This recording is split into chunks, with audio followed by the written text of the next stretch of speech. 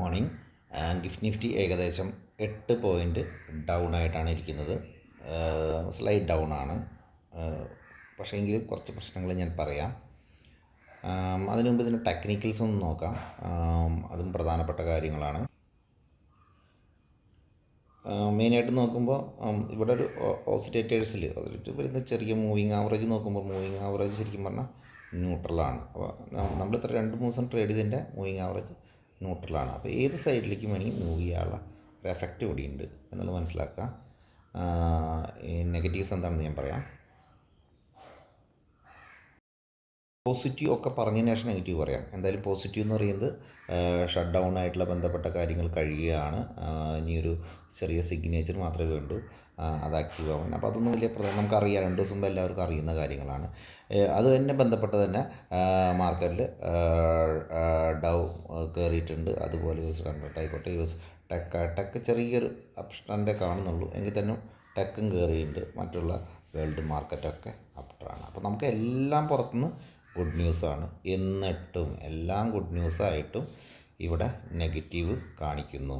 Okay, അത് നിങ്ങൾ point ചെയ്ത് വയ്ക്കേണ്ട കാര്യമാണ്.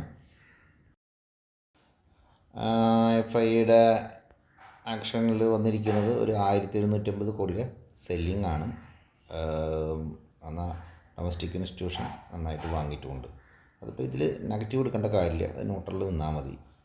താൽക്കാലികമായിട്ട് വലിയ നെഗറ്റീവായിട്ട് ഇതിനെ കാണേണ്ട കാര്യങ്ങളില്ല. ADR എടുക്കുമ്പോൾ അത്ര വലിയ സപ്പോർട്ടില്ല. ഇൻഫോസിൻ്റെ ADR ഓക്കെ. അപ്പോൾ ഇന്നലെ ഒരു ITയിലുണ്ടായ ഒരു പെർഫോമൻസിൻ്റെ ADR എടുത്ത് നോക്കുമ്പോൾ ഇൻഫോസിസ് ഇപ്പോൾ ചെറിയ സ്ട്രെങ്ത് കാണിക്കുന്നുണ്ട്. It's okay. പക്ഷേ വിബ്രോ, HDFC, ICIC അത്ര എനിക്ക് തോന്നുന്നു ADR എല്ലാവരും ഞങ്ങളുടെ സൂപ്പർ എന്ന് പറയാൻ പറ്റില്ല. അപ്പോൾ നമുക്കിതിനെ നമുക്ക് ന്യൂട്രൽ എന്നുള്ളൊരു ബേസ് ഇടാൻ പറ്റുള്ളൂ, ന്യൂട്രലായിട്ട് ഇടാൻ പറ്റുള്ളൂ. കാരണം എങ്ങോട്ട് വേണമെങ്കിലും ഇവിടുന്ന് ആഫ്റ്റർ നെഗറ്റീവ് ആക്ഷനും വരാം. ഇതാണ് പ്രധാന പ്രശ്നം. ഉണ്ടെങ്കിൽ നമ്മളെ ബീഹാറിൻ്റെ ഇലക്ഷൻ കഴിഞ്ഞു. ഇത് 14-ാം തീയതി എന്ന് പറഞ്ഞാൽ 14-ാം തീയതി എടുക്കുമ്പോൾ അടുത്ത ദിവസം ഇതിൻ്റെ ഇലക്ഷൻ റിസൾട്ട് എടുക്കുമ്പോൾ മനസ്സിലാക്കുക. ഇതിൻ്റെ ഇലക്ഷൻ റിസൾട്ട് എടുക്കുമ്പോൾ ഏതെങ്കിലും വിധത്തിൽ നമ്മൾ കണ്ട എക്സിറ്റ് പോളുകളൊക്കെ കാണിച്ചിരിക്കണ അതിൽ നിന്ന് വ്യത്യസ്തമായിട്ട് വല്ലതും സംഭവിക്കുകയാണെങ്കിൽ സ്വാഭാവികമായിട്ട് മാർക്കറ്റിന് അത് മൺഡേനെ ബാധിക്കും. മൺഡേ മാർക്കറ്റിനെ വളരെയധികം ബാധിക്കും. അതുകൊണ്ട് സ്വാഭാവികമായിട്ട് റിസ്ക് എടുക്കണ്ട എന്ന് കരുതുന്നതിനെ സംബന്ധിച്ച് അവർ ഒരു പ്രോഫിറ്റ് ബുക്കിങ്ങിലേക്ക് പോകാൻ സാധ്യതയുണ്ട്.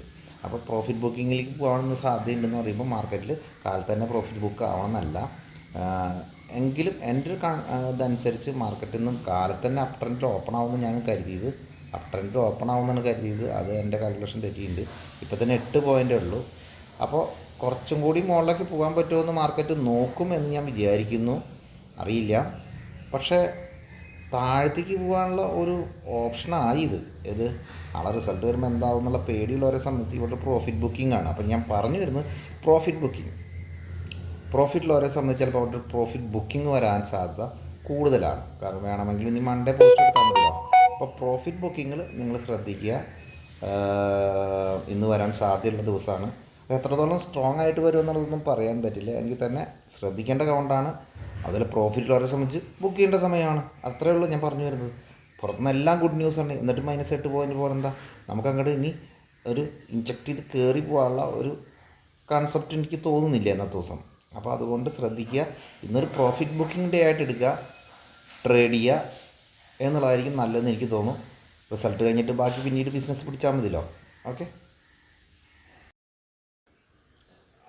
ഗോൾഡ് ഏകദേശം പറഞ്ഞു വന്നൊരു $82 ഡിഫറൻസ് വന്നു എന്നുള്ളതാണ് ഇന്നലെ. ഇത് വലിയൊരു ഹൈപ്പായിട്ടാണ് കാണുന്നത്. കണ്ടോ, വളരെ ഹൈപ്പാണ്. അപ്പോൾ ഗോൾഡ് ഇൻവെസ്റ്റ് ചെയ്തവരെ സംബന്ധിച്ചോ ട്രേഡ് ചെയ്യുന്നവരെ സംബന്ധിച്ചോ നല്ല ബെനിഫിറ്റ് കിട്ടുന്നുണ്ടെന്ന് തന്നെ പറയാം. അപ്പോൾ നമുക്ക് ഈ ഗോൾഡ് പ്രൈസുള്ള മൂവ്മെൻറ്റ്സുകൾ വാച്ച് ചെയ്യുന്നവരെ സംബന്ധിച്ച് ഗോൾഡിൽ ട്രേഡ് ചെയ്യാവുന്നതാണ്. പ്രത്യേകിച്ച് ഇങ്ങനത്തെ ദിവസങ്ങളിലൊക്കെ ഗോൾഡ് ട്രേഡ് ചെയ്യുന്നത് നല്ലതായിരിക്കും. കാരണം നമുക്ക് മറ്റുള്ള ദിവസങ്ങളിൽ നമുക്കിപ്പോൾ എല്ലാം ഈക്വിറ്റിയിൽ തന്നെ ചെയ്യണമെന്നൊന്നുമില്ല, ഗോൾഡിലും ചെയ്യാവുന്നതാണ്. ഓക്കെ. ഫ്യൂച്ചറാണ് എടുത്തിരിക്കുന്നത്, പഴയ ഫ്യൂച്ചറാണ്.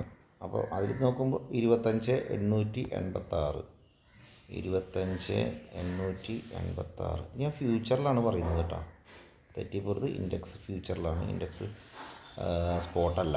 അപ്പോൾ അത് ശ്രദ്ധിക്കണം. അപ്പോൾ 886 ശേഷമാണ് അങ്ങനെ മോശമായ സിറ്റുവേഷനിൽ താഴത്തേക്ക് വരാനുള്ള സാധ്യത.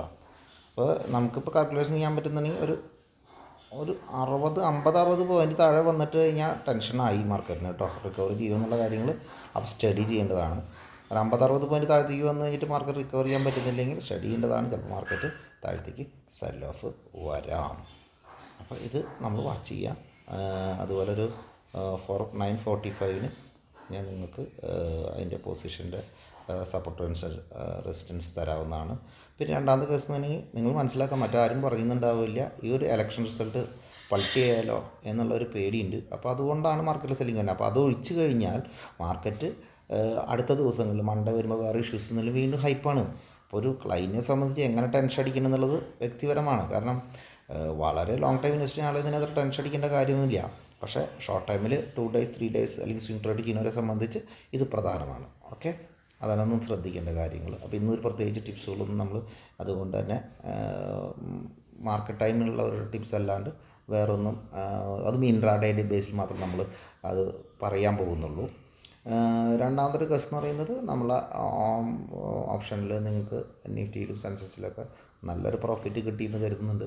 നിങ്ങളൊരു ഞാൻ പറഞ്ഞ എനിക്ക് പ്രധാനമായിട്ട് പറയാനുള്ളത്, നമ്മൾ ആര് പറയുന്നതായാലും അത് വർക്കൗട്ട് ആവുന്നുണ്ടോ എന്നുള്ളത് നമ്മൾ ചെക്ക് ചെയ്യാൻ തയ്യാറാണ്. മിനിമം അത്രയെങ്കിലും നമ്മൾ ചെയ്തില്ലെങ്കിൽ നമുക്ക് പെർഫോമൻസ് എന്താണെന്ന് അറിയാൻ പറ്റില്ല എന്നുള്ളത് ശ്രദ്ധിക്കുക. Okay, thank you.